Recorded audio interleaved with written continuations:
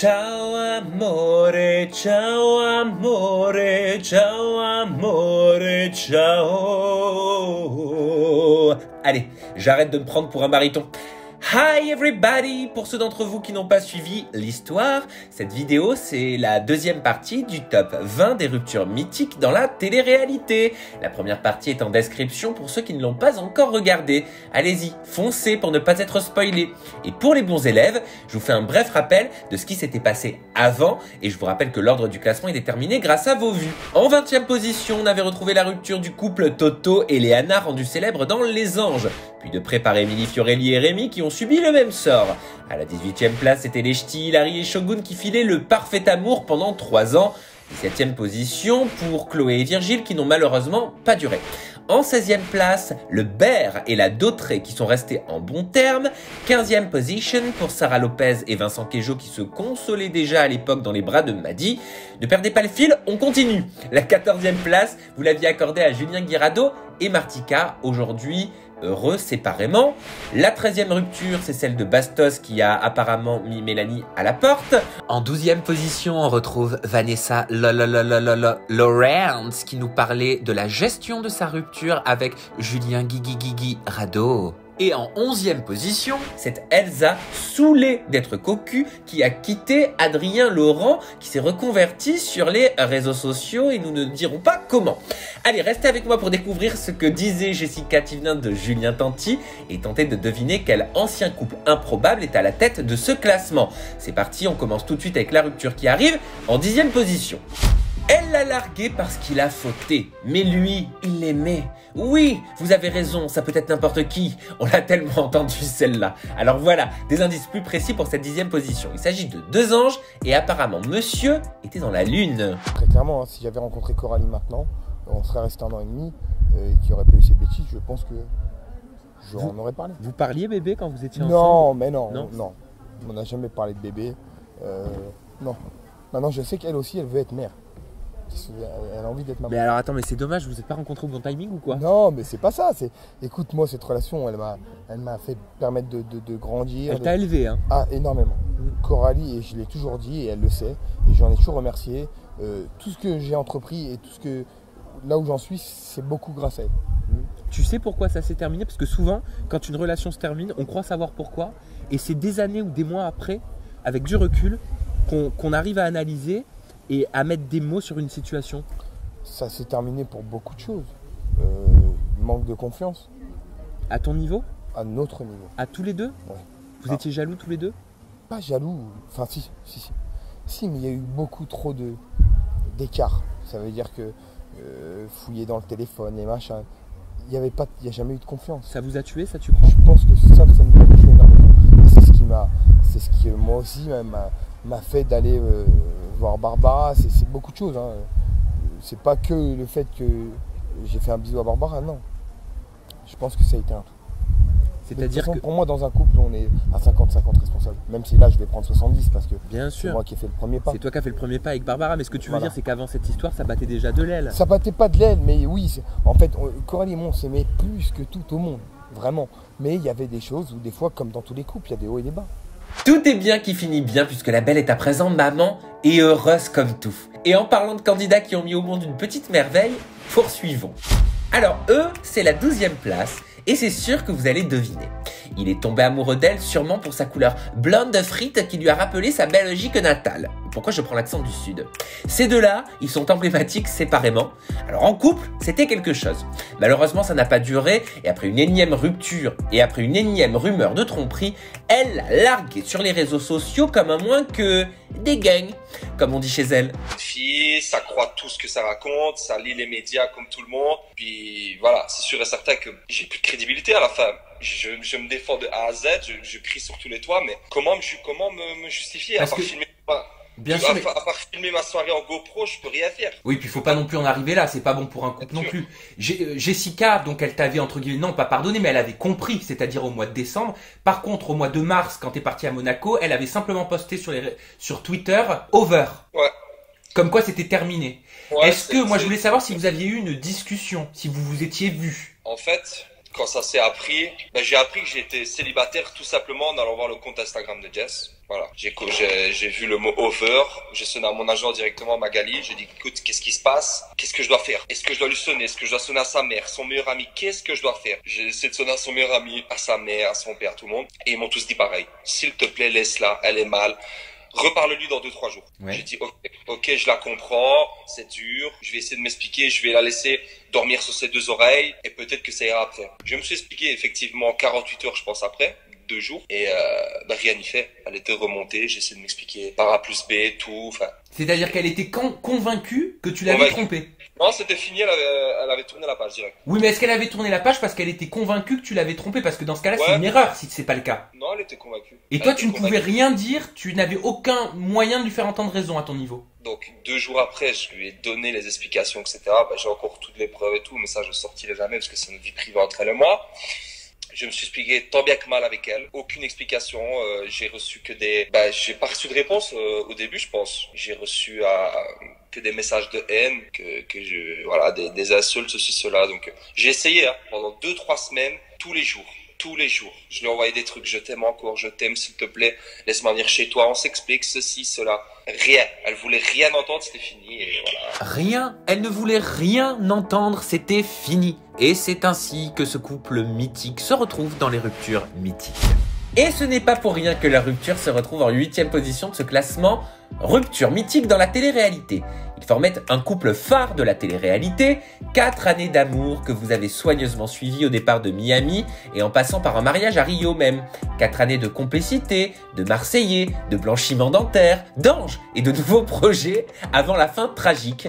L'amour a disparu. En fait, il faut savoir qu'avec Thibaut, donc aujourd'hui, on parle toujours ensemble parce qu'on a un business ensemble. En fait, ce qui s'est passé avec Thibaut, c'est qu'on a été tellement proches, surtout.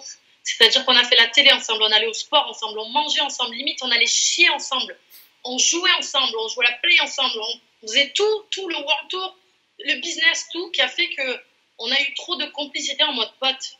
Et après, le problème, c'est quand tu es trop pote avec quelqu'un, tu n'as plus cette attirance. C'était un peu dans les deux sens, tu n'as plus cette attirance qui fait que tu considères la personne comme ton mec ou ta meuf, ça devient plus ton pote.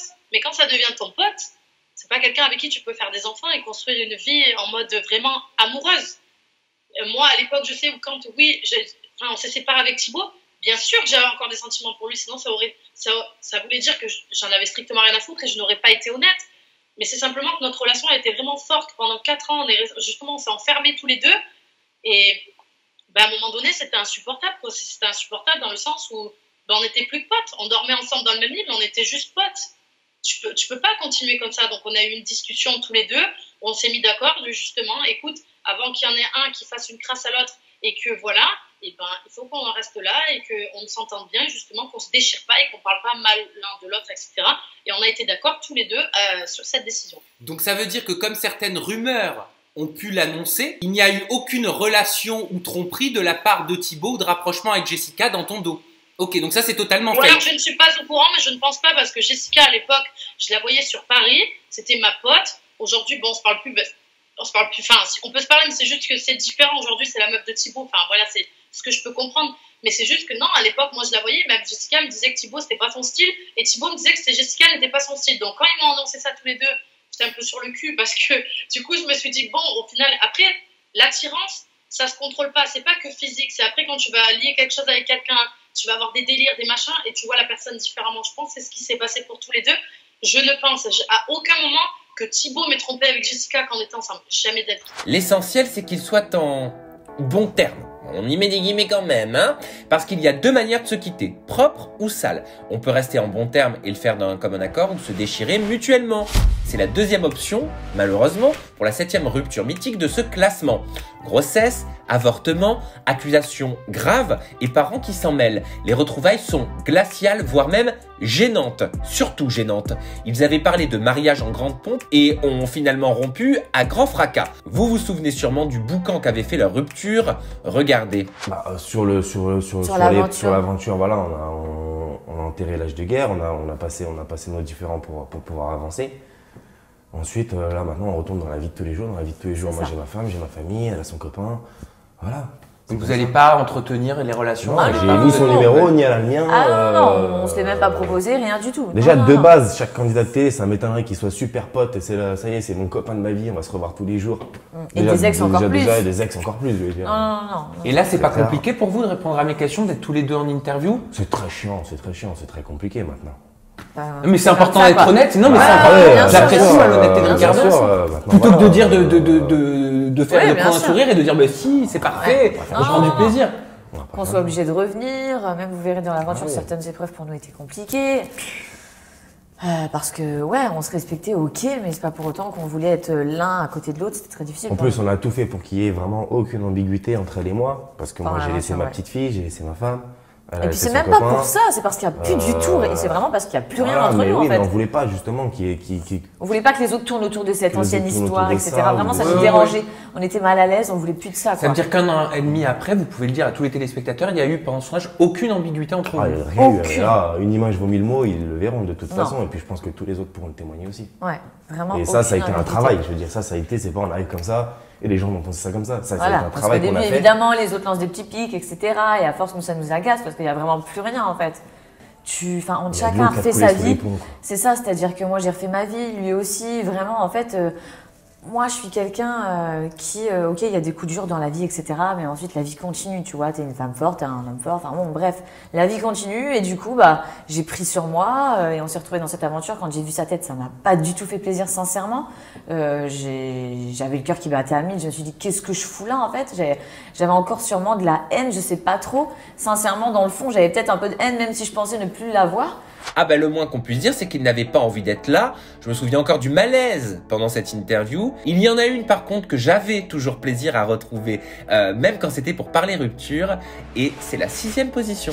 Et cette fois, à défaut d'avoir écrit un roman sur leur histoire, ils empruntent les titres de 2 œuvres célèbres. Ce sont les Roméo et Juliette de la télé-réalité pour qui l'amour dure 3 ans.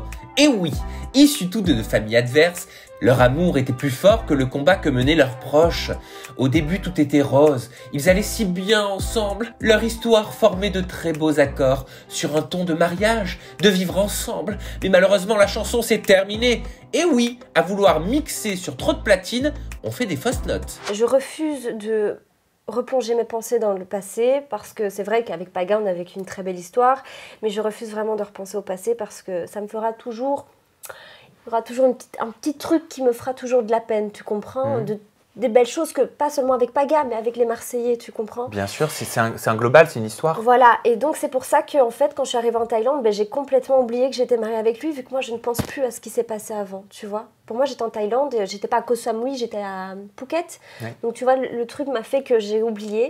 Et c'est vrai que quand Julien me dit, mais c'est vrai, vous étiez mariés? J'étais, ah ouais. Et donc du coup, ça se passe comment? Vous divorcez? Bah oui, mais vous avez divorcé comment? On a divorcé en fait devant le Big Buddha. Comme on a fait un mariage symbolique, eh bien c'était plutôt symbolique de faire un divorce devant le Big Buddha. Et on a écrit notre prénom à Paga et moi sur un cœur en or, pardon. Et il fallait l'accrocher dans un arbre, et en fait cet arbre est l'arbre des souhaits, tu vois. Et donc il a écrit Paga, Barré, Anthony, son vrai prénom, Barré. Oui. Adixia, Barré. Adeline, ton vrai Barré. prénom. À l'arrière, on a écrit Pagadix, Barré. Et on a accroché ce cœur tous les deux dans l'arbre. Et je suis même montée sur ses épaules pour le mettre le plus haut possible pour que personne ne puisse le prendre et qu'il ne puisse pas s'envoler. On l'a bien serré, bien fort. Et comme ça, c'est sûr que cet arbre, il respectera notre souhait, c'est qu'on soit séparés pour de bon, qu'on soit divorcés pour de bon. Et ça provoque quoi de faire ça? Ça crée une émotion, non? Pour lui, ça lui faisait du bien. J'ai vu dans son comportement qu'il était soulagé. Mais après, c'est pas un petit bout de métal en or qui va faire que, voilà. Oui. Je sais qu'il se met un voile parce que devant ses copains marseillais, il va se dire non, mais voilà, Adixia, j'ai tourné la page, c'est vrai que je l'aime encore, mais on voit qu'il n'est pas affecté, il montre pas qu'il est affecté. Tu vois, moi je connais Paga par cœur, comme personne ne le connaîtra un jour dans leur vie, et que même je le connais par cœur. Paga plus que ses parents, je te t'assure. Et je sais, son comportement, il n'était pas lui, en fait. Vous aviez sûrement deviné qu'il s'agissait bien sûr de Paga et Adixia. Allez, avant de vous révéler quel ancien couple s'est retrouvé à la 5e position de ce super top 20 des ruptures mythiques dans la télé-réalité, phrase plus longue bonjour, voici un récap à partir de la 10e place. Et justement, elle était occupée par Raphaël qui nous parlait de Coralie avec encore de la nostalgie dans les yeux. La 9e place quant à elle est accordée à Nicolas Lodina et Jessica Thivenin pour qui la relation était over. À la 8e place, c'est Shanna et Thibaut qui ont trouvé leur équilibre dans une relation purement professionnelle. 7e place pour Ricardo et Fidji dans un face-à-face glacial. Et enfin 6e position pour les fameux Pagadix. Et on continue avec... Tiens, quelle coïncidence! À la 5e place de ce classement, on retrouve l'ex de celle qui a fait craquer Adixia qu'on vient tout juste de voir. Ils ont joué aux Marseillais et aux Aventuriers, mais la belle aurait auparavant craqué pour nul autre qu'Anto Matteo. Pour ceux qui ne l'ont pas deviné, découvrez qui est cette mystérieuse créature qui fait chavirer le cœur des hommes comme celui des femmes. En fait, alors, je vais dire un truc, moi j'ai jamais... Enfin, je savais que si ça se terminait 2, ça allait être dur, tu vois. Et j'ai jamais, enfin, ça m'a peut-être arrivé de pleurer quand j'étais plus jeune pour une fille. Donc moi, je suis venu pour récupérer ma copine. Dans ma tête, quand je suis parti en tournage, j'imaginais les retrouvailles, j'imaginais sa réaction, comment elle allait être contente, tout ça. Il s'est passé tout ça et après donc je suis parti. J'avais plus de valise, j'avais plus de copine du coup. Et ouais, je me suis retrouvé tout seul à l'aéroport et je me suis effondré complet. Ouais. Mais ça m'est jamais arrivé. Hein. Je me suis effondré. Mais même en ITV quand on m'a demandé de repenser à notre relation, tout ça. Et au final, je me suis remis en question. Est-ce que vraiment c'était sincère, tu vois? Et je me suis effondré en larmes. Est-ce que tu penses avec du recul qu'elle a été sincère avec toi pendant ces 7 mois? Je continue à penser que oui, parce que tu peux pas dire autant de choses comme ça sans le penser. Et quand on parlait pendant l'émission, quand je lui ai demandé de s'expliquer, moi, elle me disait, mais je suis amoureuse de toi, je t'aime, quoi. Mais je comprends toujours pas, tu vois. Mais encore une fois, je l'ai dit et vraiment je le répète, tu vois. Moi, c'est une fille que j'ai énormément aimée et je dirais jamais du mal d'elle, tu vois. Jamais du mal d'elle parce que je suis encore persuadé que c'est une fille qui est très bien. C'est quand même une fille qui a des principes, qui a des valeurs. Là, je pense qu'elle s'est un peu perdue là-dedans et je pense que ça me rend même triste pour elle parce que je pense que le retour à la réalité, il va être très très dur, tu vois. Parce que tu penses qu'elle va regretter? Je sais pas si elle va regretter par rapport à nous, je sais pas, mais je pense que quand elle va prendre du recul par rapport à tout ça, comment ça s'est passé, je pense que... Et puis aussi, il va falloir affronter quand même les critiques des gens, tu vois. Moi, je l'ai toujours défendu, je l'ai même défendu quand il y a eu le bisou avec Kevin, alors que normalement, c'était une humiliation aussi, tu vois, j'aurais pas dû faire ça. Je l'ai défendu et là, vraiment, je la défends encore une fois parce que malgré tout ça, je suis persuadé que c'est une fille bien et je pense que ça va être dur pour elle quand elle va revenir à la réalité. Ouais. Et oui, c'était Valentin et Jessie, qui ont d'ailleurs complètement disparu de la télé-réalité, ce qui n'est absolument pas le cas du prochain couple d'ex sur cette liste. Eux, ils sont partout depuis leur rupture, et je suis moi-même surpris qu'ils ne fassent pas partie du top 3 de ce super classement des ruptures mythiques dans la télé-réalité. Ils se sont rencontrés dans les Marseillais, et malgré une histoire en dents de scie, on s'est immédiatement attaché au couple qu'ils formaient. Pour ceux qui s'en rappellent, et je suis sûr que vous êtes extrêmement nombreux, on avait même passé 24 heures ensemble dans leur nid douillet. Leur rupture a été si brutale qu'elle a choqué toute la toile, et ce fut autour d'un règlement de compte à coups de story endiablés. Vous remettez? J'ai vécu une très belle histoire, je pense que c'était la plus belle histoire d'amour que j'ai vécue, même si ça a été dur, il y a eu des moments compliqués, mais à un moment donné, on était... il y avait de l'amour, c'était passionnel, c'était fusionnel, mais on était beaucoup trop différents. Beaucoup trop différents pour imaginer une suite en fait. Et pourquoi tu as dit sur les réseaux, très peu de personnes la connaissent vraiment et ceux qui ont vu son vrai visage me comprennent. Tu dis, croyez-moi, le diable n'est pas souvent celui qu'on croit. Parce qu'elle veut me faire... C'est qui le diable? Parce qu'elle veut me faire endosser le rôle du méchant en prenant ses réseaux sociaux, en essayant de se faire passer pour la victime, alors que... Ouais, alors que les personnes qui ont été là de A à Z, qui connaissent toute l'histoire et qui savent exactement tout ce qui s'est passé entre elle et moi, du début à la fin, ils savent que le méchant dans l'histoire, c'est pas moi. Mais tu vois, en parlant en introduction de tromperie, tu m'as dit, et vous avez raison, on attend les Marseillais par rapport à Océane, tout ça. Mais Alix, sur ses réseaux, elle a dit, je ne couche pas avec mes potes, je ne suis pas quelqu'un de bizarre comme toi. Ouais. Donc ça veut dire que toi, tu couches avec tes potes. Donc là, c'est de la diffamation. C'est pareil, c'est comme elle. Mais là, ça veut dire que moi j'entends que tu couchais avec tes potes, alors donc tu l'as trompé. Bah oui, mais qui? Mais quelle part? Il l'a trompé? Non. Même pas. Alors voilà, les Marseillais. Toi par contre, tu vois, c'est des phrases comme ça, tu vois. Après, elle va dire non, mais j'ai dit ça comme. Mais tu vois, c'est des phrases comme ça où les gens ils peuvent se dire, mais en fait, comment ça? Genre, ça veut dire qu'il couche avec des copines à lui. Là, à partir de ce moment-là, quand j'ai vu qu'elle a fait ça, je l'ai bloqué de partout. Et c'est ça qui l'a un peu, je crois, touché dans son estime parce qu'elle pensait que jamais j'allais vraiment couper les ponts. Sauf que là, je l'ai bloqué de partout. Elle a appelé mon père, elle a appelé mon frère, ma mère, en disant s'il me débloque pas, je vais porter plainte. Je ne l'ai pas débloqué, hein. Elle n'a pas porté plainte. Hein, de toute façon, c'est le destin. C'est le destin. Non, mais si tu dois trouver quelqu'un après cette phase-là des clashs sur Snap et tout sur les réseaux, pour moi, c'était vraiment genre comme une libération, genre comme ah ben voilà, genre il me fallait ça pour sortir un peu la tête de l'eau et me dire voilà, c'est bon. Comme quoi, je me suis pas trompé. On n'était pas fait pour être ensemble. T'es heureux aujourd'hui? Je peux pas dire que je suis heureux, mais je suis bien, je me sens bien. Je me sens bien. Je suis pas malheureux en tout cas. Vous l'aviez attendu et vous l'avez amplement mérité. C'est au tour des 3 histoires qui ont récolté le plus grand nombre de vues. Vous vouliez savoir pourquoi tout était terminé? Qui avait quitté qui? Ou bien vous étiez simplement déçu par leur rupture? C'est le top 3 des ruptures mythiques de la télé-réalité. Si aujourd'hui tout ça n'est qu'un vieux souvenir, à l'époque, vous étiez plus d'1 200 000 à vouloir tous les détails sur leur rupture et c'est la raison pour laquelle ils se retrouvent en 3e position de ce classement. Ils se sont rencontrés en boîte de nuit, c'était en 2013. Le kéké et la cagole classique de Marseille, tous les prédestinés à finir ensemble et pourtant, 8 ans et un merveilleux glow-up plus tard, c'est la fin rêvée, certes, mais chacun de son côté, ils vécurent heureux et eurent beaucoup d'enfants. Ben non, mais je suis pour elle, moi, s'il préfère moi. C'est pas de ma faute. Il t'a pas oublié? Après, il y a eu des déclarations, il y a eu des choses dites, mais la relation avec Julien est toujours compliquée. Mais après, ouais, je vous laisse découvrir, mais c'est vrai que c'est compliqué. Mais bien évidemment, on le verra ça en regardant tous les épisodes sur W9. Mais est-ce que tu crois que Julien, il a encore quelque chose pour toi? Parce qu'on le sait, quand il est parti en tournage, il n'était plus avec Manon Marceau. Ouais, il était plus avec Manon quand il est parti. Bah écoute, je sais pas. Après le fait, je pense que j'ai toujours été ça. Jessica, Julien malgré tout, là ça lui a fait bizarre quand je me suis mis à Nico et je pense que ouais, il veut pas perdre cette complicité, il veut pas me perdre à moi non plus, je pense. Et moi c'est pareil, j'adore Julien, j'ai pas envie de le perdre. Donc après on est toujours très fusionnels, donc c'est vrai que ça fait des problèmes. Après Nico est arrivé, c'est le why. Mais j'ai l'impression que ce sera toujours un petit peu ambigu, tu sais, c'est-à-dire que même s'il n'y a plus d'amour, même s'il n'y a plus de relation à proprement parler, il y a comme un cordon que vous n'arrivez pas à couper. Je sais pas si c'est amical, je sais pas si c'est encore une attirance, mais il y a quelque chose. Non, c'est vrai qu'avec Julien, on a un lien et qu'on a tout le temps. Mais après, je pense que c'est du fait que c'est mon ex. Alors même si avec Kevin, les gens ils me disent rien, je suis proche de Kevin, je suis toujours là, je rigole avec lui, mais... C'est vrai qu'on a tendance à tout le temps parler de Julien et pas de Kevin. Ouais, voilà, alors que je pense que c'est parce que c'est mon ex en fait. À vous aussi, ça fait tout drôle de revoir Jess parler de Julien quand on voit comme leur vie a évolué depuis. Et en tout cas, c'était très serré avec le couple d'ex qui vient juste après, puisque les suivants ont récolté près d'1 300 000 vues.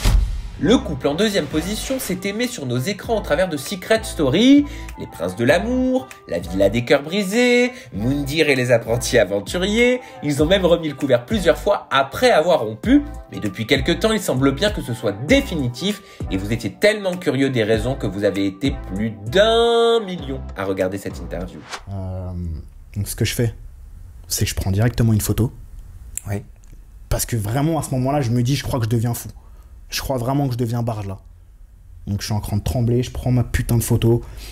Et puis qu'est-ce que tu veux que je fasse? J'appelle les personnes qui sont proches de moi, j'appelle mon meilleur ami, je lui demande ce qu'il faut faire. Il me dit écoute frérot, attends qu'elle rentre, demande-lui pourquoi, demande-lui nanani. Elle va t'expliquer. Essaie de comprendre quoi. Il y a sûrement un rapport. Et je dis ok frérot, je lui envoie un message. C'est quoi ces capotes? Elle me dit que c'est des capotes qu'elle a ramenées de son ancien appartement, qu'elle a oublié de les jeter, sachant que nous, quand on a emménagé, j'ai gardé des affaires que j'avais avant, dont la bague de mon ex, j'étais fiancé, et un préservatif, un seul. Et elle l'a vu. Et elle m'a dit, jette-le. Le jour où on a emménagé. Donc moi, tu me dis de jeter mon préservatif, et toi, t'oublies que t'en as. Oui, donc vous aviez déjà eu cette discussion ensemble, qui avait déjà posé problème. Bien sûr. Ok. Bien sûr, on s'était même pris la tête par rapport à ça. Donc ce que je fais, c'est que je me dis, elle me prend vraiment pour un con.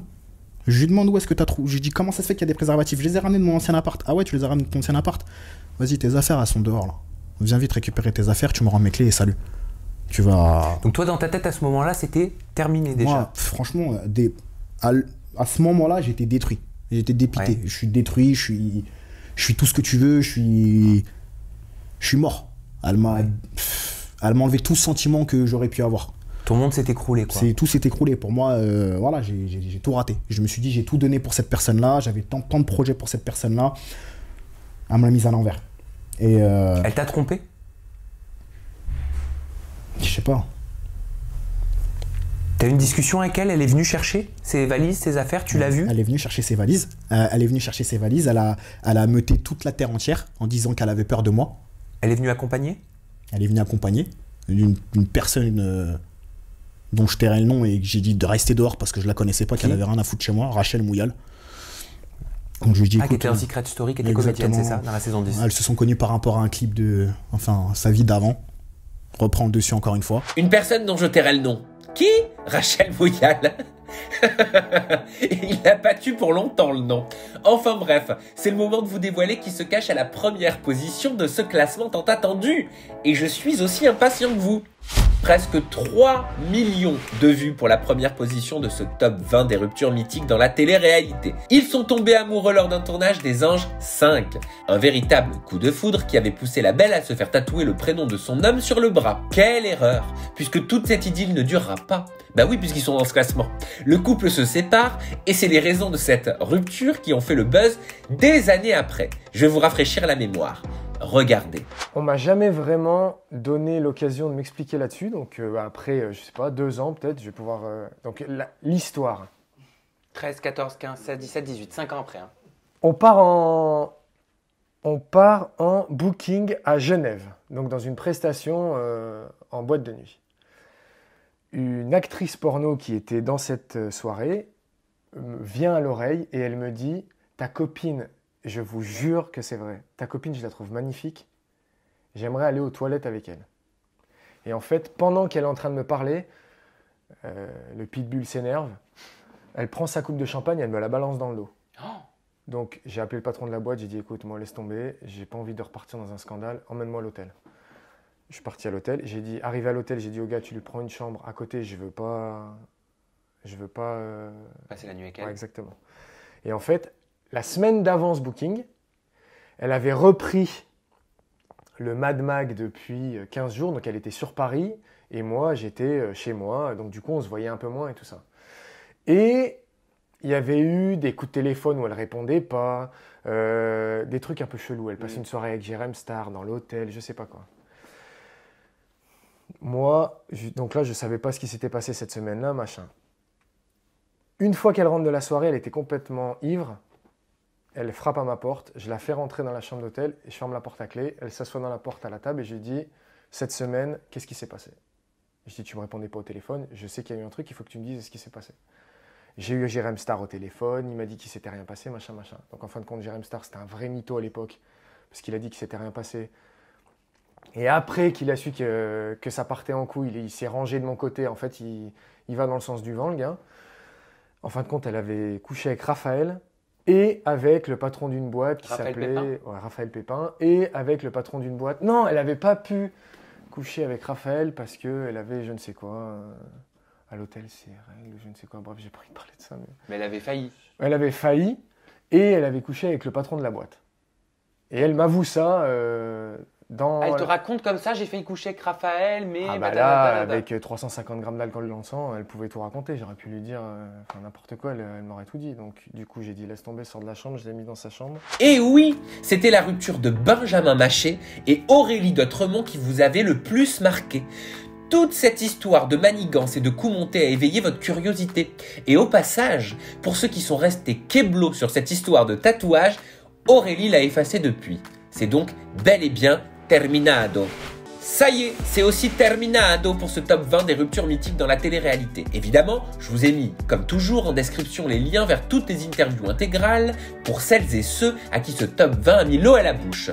Et le lien également vers la première partie de ce classement pour refaire l'ordre du classement comme il aurait dû être selon vous aussi. Je lis tous vos commentaires, sachez-le, et je like tous les classements intégralement que vous proposez à votre sauce dans la description de cette vidéo. Et aussi proposez-moi d'autres classements que vous aimeriez me voir faire ici. Je vous embrasse fort et on se dit à très bientôt pour un nouveau décompte ensemble, plein d'amour. Et surtout n'oubliez pas, restons au top.